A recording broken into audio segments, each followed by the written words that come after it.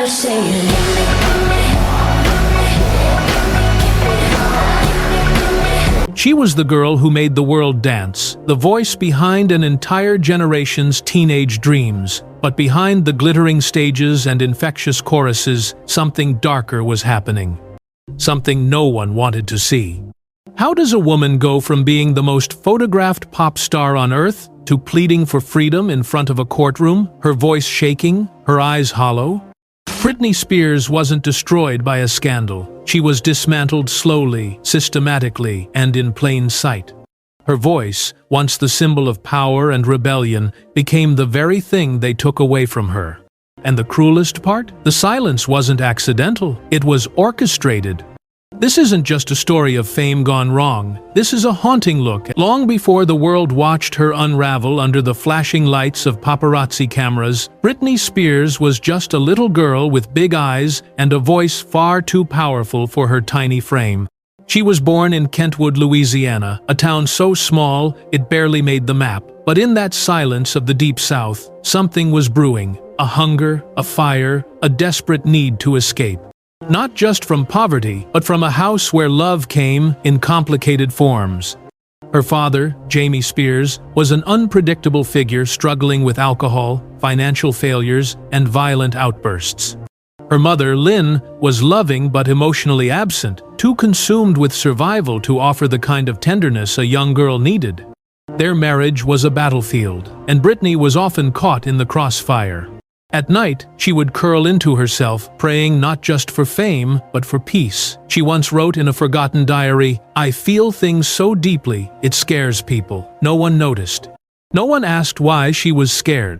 Music became her escape, her defense, her identity. By age 5, she was performing locally. By 8, she had already auditioned for Disney.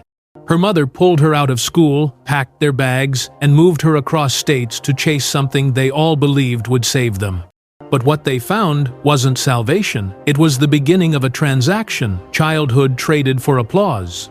Britney learned early that smiles brought approval, and tears brought silence. She was trained to sparkle, to please, to deliver. "You're a star, baby," they'd tell her. But no one ever asked how she felt when the lights went out. The Mickey Mouse Club gave her national exposure, but also planted the first seeds of isolation. Surrounded by other child stars, Britney felt the pressure to be perfect.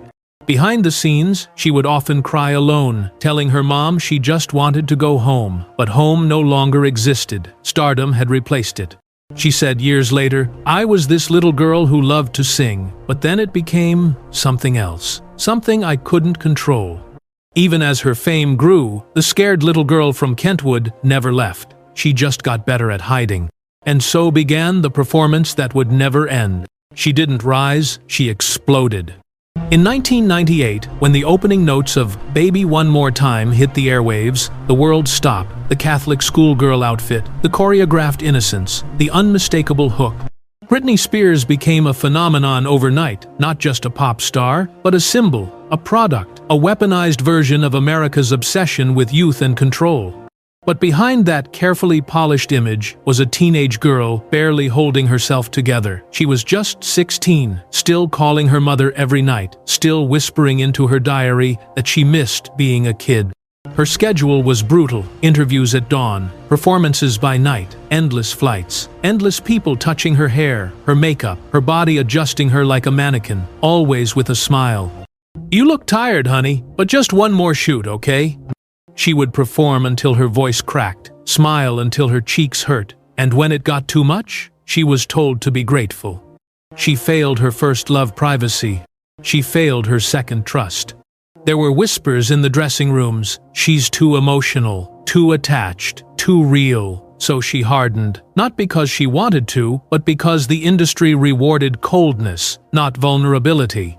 In backstage corners, she would hum melodies she wasn't allowed to release. "Too raw," her team said. "Stick to the hits." But Britney didn't want to be a doll. She wanted to be an artist.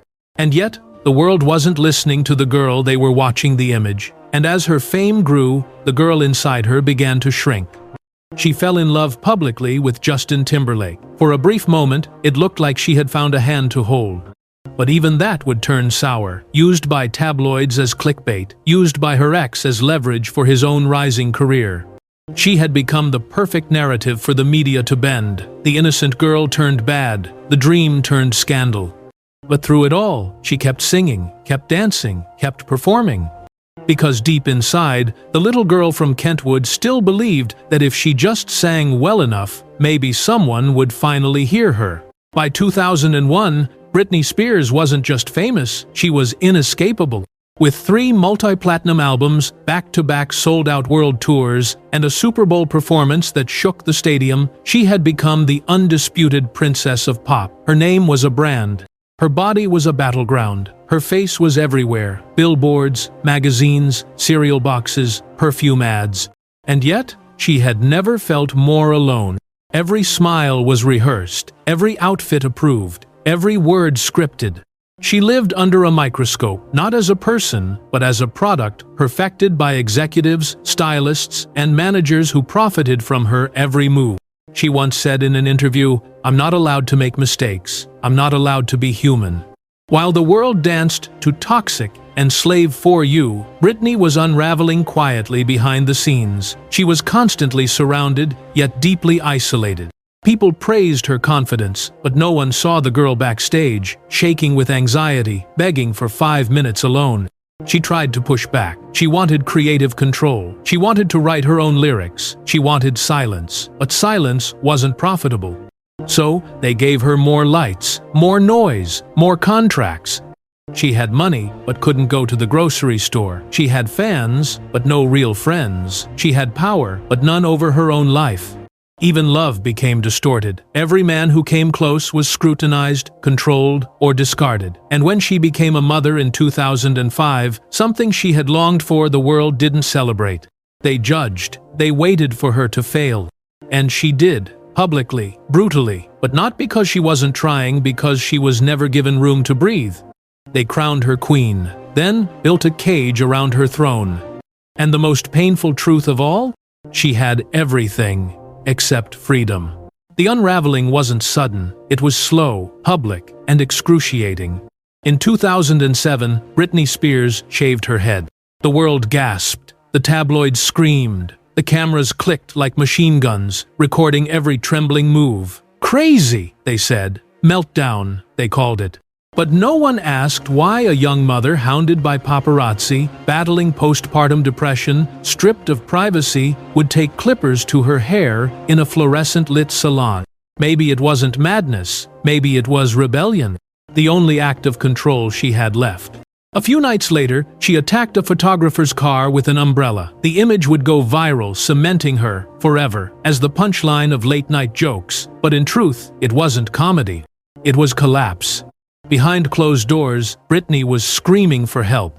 Her custody battle over her 2 sons, Sean and Jaden, had become a media circus. Every mistake was magnified, every emotion dissected. She was followed 24/7, swarmed by men with cameras who earned a living capturing her pain. She once begged them, "Leave me alone," they laughed. And then, in 2008, the unthinkable happened. Britney Spears, one of the most powerful women in entertainment, was declared unfit to manage her own life. A conservatorship was placed over her, giving her father, Jamie Spears, full legal control over her finances, career, and body. She couldn't vote, couldn't drive, couldn't sign a contract, couldn't choose who to date. She became a prisoner, a multi-million-dollar machine operated by others, while she performed in Vegas under blinking lights, smiling, dancing, pretending it was all fine. If I say no, they threaten me with lawyers. If I cry, they say I'm unstable. I'm scared. Those were her own words, hidden in court documents, sealed from the public for years. Meanwhile, the media asked, "What happened to Britney Spears?" The better question was, what was still happening to her? She wasn't self-destructing, she was being erased.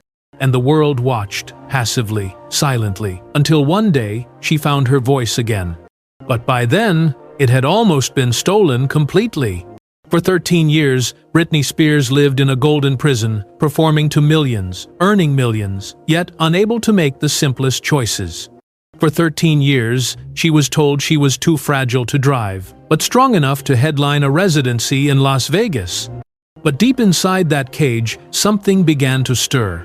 It started small, cryptic Instagram posts, fans dissecting captions, questioning timelines. Then came a whisper, "Number Free Britney."